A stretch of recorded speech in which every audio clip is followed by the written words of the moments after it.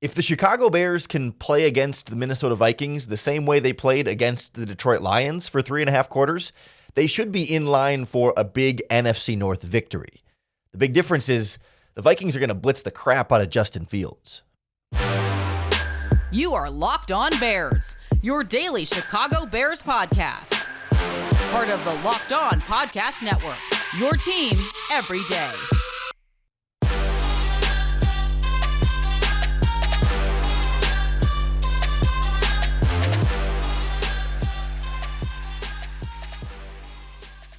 What's going on, Vikings fans? What's going on, Bears fans? It's a little Monday night preview on Crossover Thursday on the Locked On Podcast Network, your team every day. Bears fans, my name is Luke Braun. I do Locked On Vikings, and for Vikings fans, I'm here with Lauren Cox.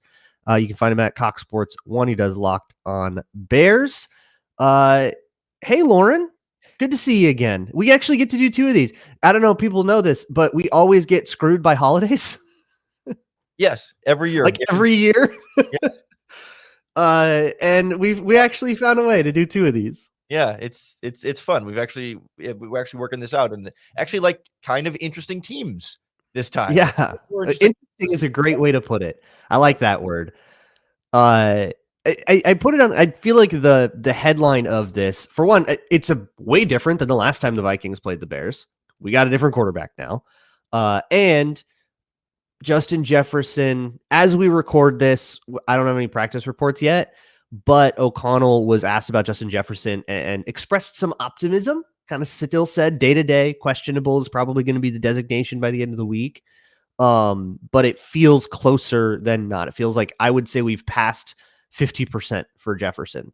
Did you see? I did. Justin Jefferson tweeted on Tuesday morning that people should stop DMing him about how he is ruining their fantasy seasons. He's absolutely right. Cook, my dude. But isn't like he's saying like, you know, my health is my priority, and I'm gonna basically didn't say I'm gonna take my time, but it sort of implies like I'm not rushing back for you and your fantasy team. A lot of Bears Twitter took that tweet and it's like, oh, that means he's not going to play on Monday because he's clearly pumping the brakes on trying to say he's returning. Is that reading too much into it? Probably. I think with JJ, what you see is what you get. He's a very hard on your sleeve kind of, like, you can take it at face value with him. I think he just wants people to stop DMing him about their fantasy teams. Who among us, right? Like we all. Yeah. Here's the deal. Watch it throughout the week, right? He was been limited all week, the last 2 weeks. If he ever gets upgraded to full, he's playing. That's probably what I'm looking for. If he's limited all week, he goes in questionable. We kind of have to see. It's probably a game time thing. It's worth mentioning the Vikings go into their bye after this, so they'll have to activate him during the bye week, but they won't, like, he'll get like an extra week to heal. So that might be like, if they really, really want to play it safe, they might. But I think it's very much a question up in the air. It's not going to be one of those things where they've actually decided and they're just trying to keep it like secret and be cheeky about it. I think they're going to go through the week and see how it feels. Do you think there's a strong temptation though to just say, screw it, we'll take the extra bye week, make sure he's 100% good to go, and not hurry him back against a Bears team that they might feel like is fairly beatable at 3-7 or 3-8 or whatever the record, 3-8 now because they haven't had the bye week yet. Like, I mean, is there a chance that they look at it that way? Not as a look ahead game per se, but just we can handle this and wait to get him 100%. I don't think it has anything to do with who the Bears are. They could be playing the Chiefs too, and it would probably be the same idea. But I think there is a temptation to say like, ooh, we kind of get a free week of IR, of like the practice window, basically for the bye week, not the Bears. Yeah, right. But the actual bye week, not the figurative bye week.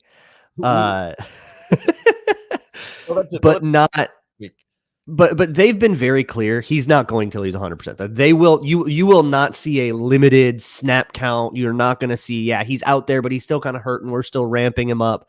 When he is there, he is there. And they're just waiting for the strength to build back up in that leg, and for the stamina in particular with the hamstrings. That's what really gets you. You wake up, you feel fine. You work it for an hour.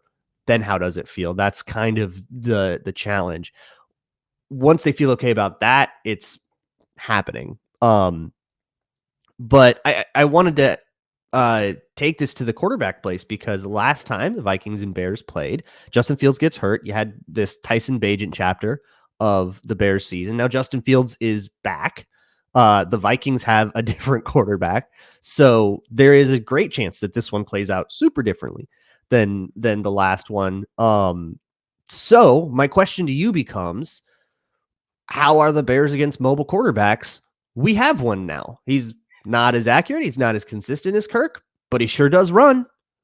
Yeah, the Bears haven't faced a ton of mobile quarterbacks. Like, I'm coming back through. I mean, besides like Patrick Mahomes and Russell Wilson, who are mobile, but not like, this same kind of scrambling that we're seeing Josh Dobbs be so successful with this season.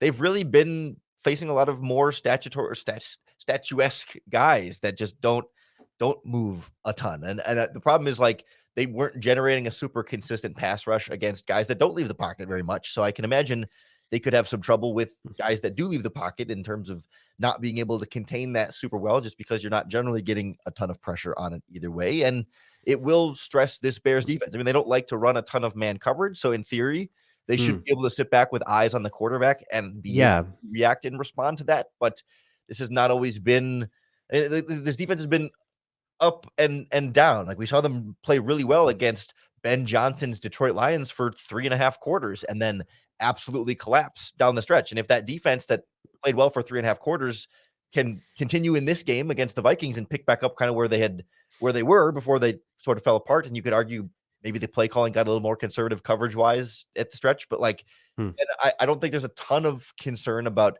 Josh Dobbs being able to dice them up and run all over them per se, but easier said than done for this Bears team that, like, consistency has been the issue. They've had stretches where they look great. It's just about doing that for 4 quarters or more than 3.5 quarters in the case of last week.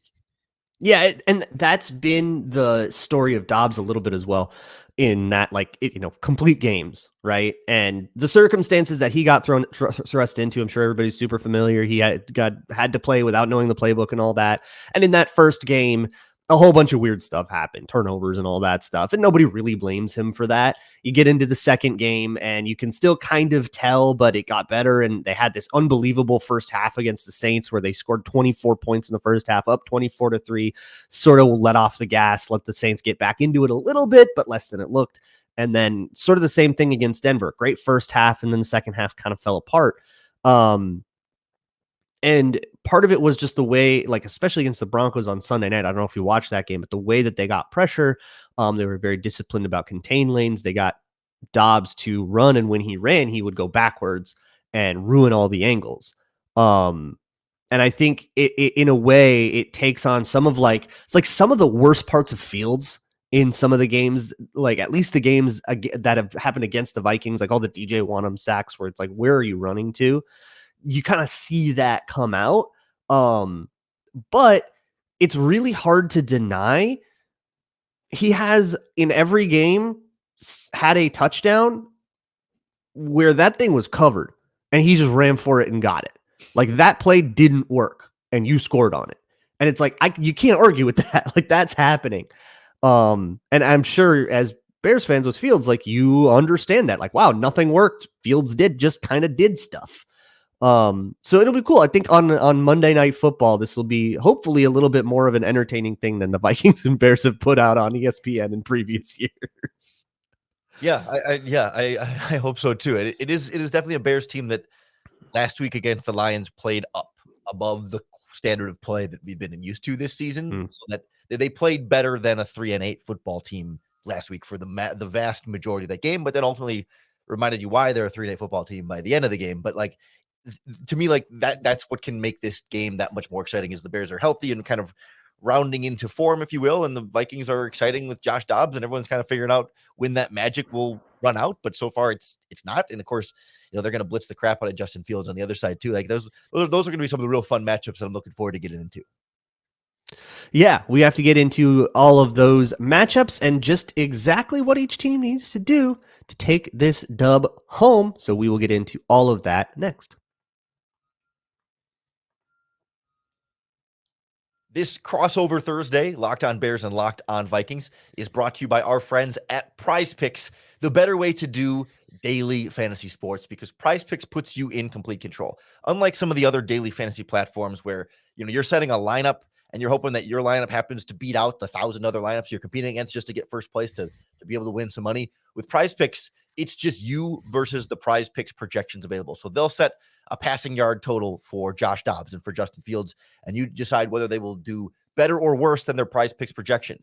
You just pick 2 to 6 players and pick their projections, and if you're right, you can win up to 25 times your money. It's a lot of fun. It is really easy to play, and it gives you some little extra stakes when you're watching this game and following the stats along with it at PrizePicks. So try it out for yourself. It's a lot of fun. Go to prizepicks.com/LockedOnNFL and use our promo code LockedOnNFL for a first deposit match up to $100. It's an extra $100 to play with at prizepicks.com/LockedOnNFL. Promo code LockedOnNFL. PrizePicks, daily fantasy sports made easy.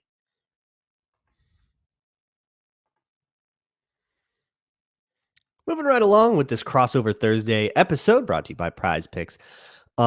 If you guys want, if you're watching this on YouTube, whether you're a Bears fan or a Vikings fan, stay till the end. It's going to kick you right over to a 24/7 live stream for Vikings fans. You go to Locked On Minnesota Sports 24/7 live stream. I think you guys are going to Locked On Sports Today Bears live stream. Pretty cool stuff. Nobody else is doing that. Nobody else has 24/7 coverage of sports in general or sports in their market. Y'all should check it out. Let's move on to the major matchups here. And Jalen Johnson's still a Bear, right? That didn't happen at the trade deadline. I only paid a little attention to it. Yes. And begrudgingly, Jalen Johnson is still a Bear. To me, I think that was a lot of posturing, and it was a lot of like, let's try and get a sense of what other teams might be valuing our client as. But I don't know that there was ever super close. Like the Bears were like, all right, well, listen, and we'll take a first round pick or whatever. But to me, I don't know how much legs there really were there. But he's still playing well. And Tyreek Stevenson had a pretty good game last week against the Lions. And the Minnesota Vikings receiver room without Justin Jefferson, like we talked about. I mean, the Jordan Addison thing it started a little slow. He showed up. He showed up in a big way with Justin Jefferson out. Coming off a rough one, I will say, against the Denver secondary. But I think it's been up and down with him. He has had games like the game against San Francisco where he just decides today is my day, right? Last time he was on Monday Night Football. He is ESPN Jordan. That's his Twitter handle. So the joke is kind of every time he's on ESPN, he's going to play a little bit harder. But really the deal is, do you play him physically or not? I was really worried about him in that San Francisco game because I knew that San Francisco had a physical secondary, but they kind of came out really sick of hearing how how physical San Francisco was. So they sort of answered that call. But if you can play him physical man coverage, he can be removed from the game, I think. But you got to be willing to play that man coverage. And with what you mentioned about Dobbs, that's rough. So I don't know if the Bears want to do the shadow thing with Jalen Johnson on Jordan Addison. Obviously, if Justin Jefferson plays, that becomes a different thing. Otherwise, they're going to put him in 2-man stacks, get him free releases, get him running all over the field against a whole bunch of matchups, and they'll hunt those matchups. They also use wide choice to hunt matchups. So TJ Hawkinson versus a linebacker or a safety or kind of whoever tends to come down into the box or play on that strong side. I don't know who that is for you, but that person in coverage against Hawkinson has kind of been a key cog in every defense the Vikings have played. Yeah, I find that to be the bigger concern for me in this matchup for the Bears. It was Hawkinson who seemed to be doing. I mean, it wasn't like the Vikings passing game was, passing up and down the field on the Bears last time, but it was Hawkinson who was really kind of the go-to weapon in that game, and the Bears didn't really have an answer for it, and I'm not sure that they do yet. I mean, it's kind of it's a collective answer of like, okay, like we need to mix up coverages a little bit more and try and be a little bit more variable in that regard, not so predictable for opposing quarterbacks. I will say, like, that Vikings game the first time was the first game after their sort of mini bye week after Thursday night, and they significantly altered how they ran coverages between those two games. And for the rest, like since that Thursday night game, They dropped their cover 2 percentage drastically instead of running a little more cover 1 and mixed up coverages quite a bit more after having that extra time to kind of self scout. So that Vikings game was kind of the first time they experimented a bit more coverage wise. I think that was part of why they were able to keep Kirk Cousins and company from doing more than they did. I mean, it was 19 points, but it wasn't like they lit him up all game. But I'm more concerned about Hockenson in that regard. Whereas like they're not going to get up and press Addison that much, but they will be physical with them, at the stem of the route. And there's, they get flagged for pass interference and defensive illegal contact every once in a while. Like they're physical cornerbacks who can be in your face about it all the way down the field and are not afraid to try and mix it up a little bit there. So I would think, like from a PrizePicks standpoint, maybe Addison being below his receiving yards might be where I would lean in that direction. But all right, you never know. I'll throw it in there for you. I do PrizePicks on Locked On Vikings every Friday, so throw it in there for you. For me, I'm curious. You talked about the pass rush with Dobbs and trying to keep him contained. Someone like Montez Sweat, not a part of this match. Yeah, he's new. How's that going? It's one of those things where it's like you trade a decently high draft pick and give him a big contract extension, and everybody wants him to solve everything, and it's like he can't. One shiny new fun defensive end who's really good cannot fix a whole pass rush by himself. Like they still need, he's getting about a double teams, and so they still need other guys to win their pass rushes, and they're not enough. Like unique guy. Yeah, people will absolutely over focus on the negative. We got the same thing with Hockenson. He leads the league in receiving for tight ends right now, and people are like, "Why is he disappointing? Like, what are you talking about? He's like, is the offense right now?" Yeah, it's the same kind of thing. Like Sweat's still. He is still learning, like, okay, what are our calls? And he's not playing every single snap still. They like, it'll be a ramp up and give him an off season, and then you can really kind of up the expectations. Yeah, this was a long-term trade, not a short-term make the team so much better right now, but can be a cornerstone of this pass rush. And like, yeah, he's had some ups and downs, but he's been generally the same kind of guy, and they need like anyone else to really step up more consistently. Like, Unique Ngakoue has been a shell of himself all season as a pass rusher. Like it's been fairly disappointing what he's been able to do, but it's a 1-year deal mercenary type thing. I just thought you'd be getting a little bit more from him. But like, can those guys, to me, like you were saying, it's not even about beating your man and getting a free run at the quarterback. It's about like, can you let Dobbs run to you? Can you keep your pass rush lanes with some integrity there so that when he steps up, maybe steps up unnecessarily sometimes, or not necessarily feeling ghosts, but just not necessarily taking the smartest path with his legs. He does the internal clock thing where there won't be pressure, but he'll go 1-2, I gotta go. And the angle he chooses, he'll always just run the way he's already facing. Like he won't say 1-2, okay, where's my lane? It's 1-2, I just need to start running to my right because I'm right-handed. And a lot of times he'll like start to his right, realize there's a guy there, turn around, go to his left, and there isn't a guy there. I think there will be a big thing matchup wise with Montez Sweat on whatever side he's rushing. I don't know if he's left or right or the better rusher or the second or like the first tackle or the second tackle. But if he's on the offense left against Christian Darrisaw, A, fascinating. But B, a big thing would be as Dobbs tries to like curl around. If he starts to the right, goes, I can't do this. And then what he'll do is he'll curl to the left and try to get out there. A lot of times he has gotten out and been able to make great things happen on a scramble, specifically because Christian Darrisaw is swallowing someone over there. And it's just like wide open lanes. So if Montez Sweat can hold up there, that can take off that lane. But Darrisaw's a good tackle. That's tough. He primarily rushes against the right tackle, so like left defensive end spot. But they do move him around some, and they even unveiled a pass rushing package where he was on the right, he was over the left tackle, and then they had I think Ngakoue at the 3 technique, and then DeMarcus Walker at the other defensive tackle spot. A nice little speed package, like a third down thing. Yeah. So they're moving some guys around a little bit more there, but definitely more so versus the right tackle there to try and get some of that pressure more directly in his face. Yeah. So last time these teams played, it was like a Deontay Foreman show. And let's see what kind of things both these teams can do to either repeat that success or avoid another loss in the case of the Bears. So we will get into all of that in just a bit.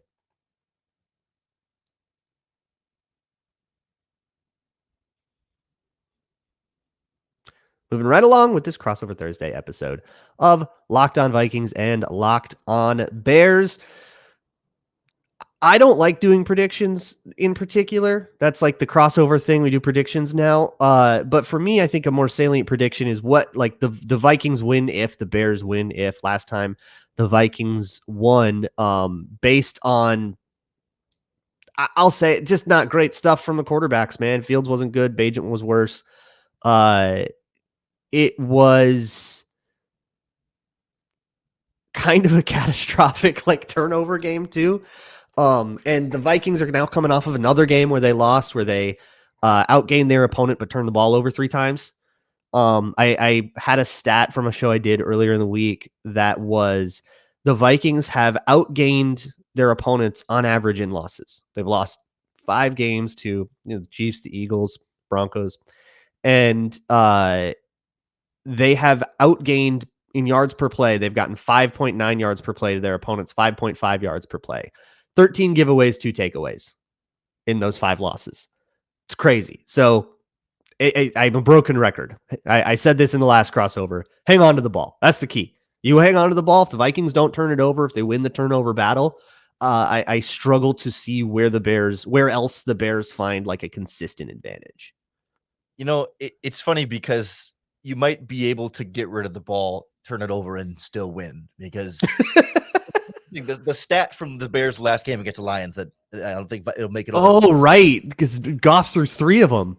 The Bears were the first team in NFL history to generate.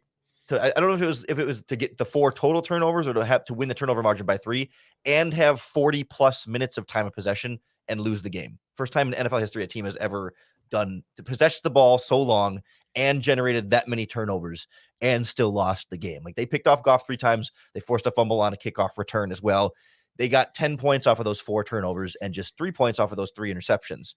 And that was, it was like they were given every opportunity to win that game. They led by double digits late in the 4th quarter and absolutely blew it away. So like, it's hard to sit here and be like, oh, the Bears will beat the Vikings if they can get some turnovers and control the clock, because that's exactly what they did against the Detroit Lions. And it wasn't enough. Like this team finds ways to lose a lot more than they find ways to win. But like that's kind of what it comes down to me. Like, I know last time they blitzed Justin Fields, I think 70% of his dropbacks, and every single time on Bagent. I think they didn't blitz once.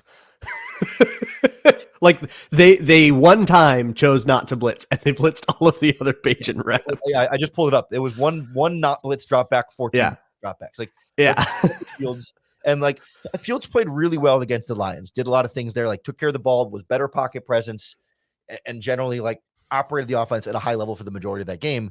But he did hold on to the ball pretty long, even longer than I think normal. He wasn't getting rid of it super quickly, and it wasn't hurting them in that game because the Lions were rushing 4 and the Bears offensive line did a decent job against it. But it's going to speed up the thing. It's going to speed up everything for the Bears, and it'll be a really good test for Fields of like, okay, show us the progress then. Like it seemed like get to your hot, then gets hurt against the Vikings, and now is playing well again first game out. But like, all right, did it against a Lions defense that's struggling, but got still a pretty good team. Now the Vikings are going to attack him in a different way. Let's see what Fields can do there. If he can speed it up and get rid of it more quickly and show more growth in that area, like the Bears can win this game. And I don't think the Vikings are as talented as the Lions were, last week. So if the Bears can just kind of do a lot of those same things, in theory, it should be harder to blow it against this team than it was against that team.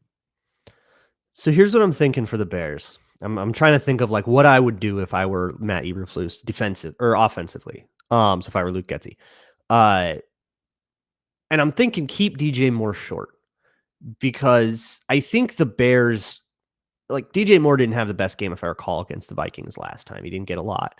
And I think they tried to make him the explosive, the deep threat. And that's what they try to do a lot with him is, he's the guy running the go ball or the basic over the middle, try to get a 20-yard completion and go do crazy things in the secondary and all that. But if you expect the Vikings to blitz a whole bunch again, and I kind of think they will, this is the first second matchup. This is the first rematch that we've had with Flores because we haven't had any matchups against the Lions yet. Haven't played the Packers the second time. So this is the first time that we've established what we do against you. Will we do the same thing? Very curious about that with Flores, or will he just come out and be like, nope, we're dropping 8 every play. Good luck. But if I'm Luke Getsy, I want to go, okay, look, we are going to have DJ Moore be the hot route every single time. He's going to be running the slant. He's going to be the outlet. He is going to be the guy. Find two. If there's trouble, find two. And just get him to like get the ball in his hands. You're going to get like 13 DJ Moore targets. That'll make all the fantasy people really happy. And it's sort of like if you remember like the Packers Devontae Adams games in like 2019, 2020, where they would it was just every play was a Devontae Adams manufactured target. And I was like, that was their offense. And I feel like with DJ Moore, like I think if the Bears can get the ball to him quickly and just let him try to do stuff after the catch, like that feels like the best way to counter the blitz that they didn't have last time. Or they could come out and try to get him on deep post a whole bunch again. It's like, yeah, we're sending 6 and you have Justin Fields. This isn't happening.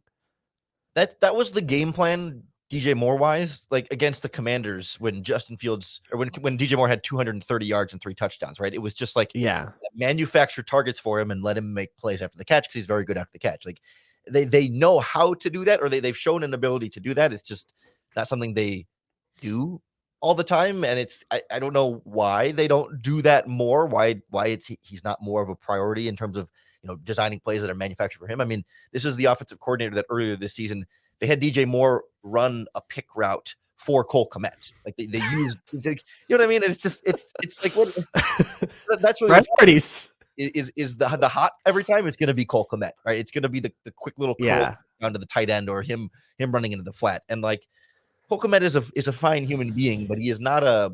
And there's a huge debate in the Bears world about. I know the war of JT O'Sullivan. Yeah, I've followed it. But like he's not a dynamic after the catch athlete. I think we can all agree he's not outrunning guys. He's occasionally over guys, but he's not outrunning guys. So I would rather that be DJ Moore. I don't have confidence in that being DJ Moore. Yeah, and like I think about it in terms of like a key to victory. The Vikings will win if, for me, it's always if they don't turn it over and if they tackle. And they've done a good job in the last few weeks of tackling. So they've won a lot of games. That like that 49ers game on Monday night kind of came down to if Josh Metellus could get Christian McCaffrey down in a big spot, or if he could get Alvin Kamara down against the Saints in a big spot. And he did both of those things. The Vikings won. If it is, can the Vikings tackle Cole Kmet? Like that feels like not putting the game in the best spot. And if that's what the Bears do, I mean, shoot, I'll take it.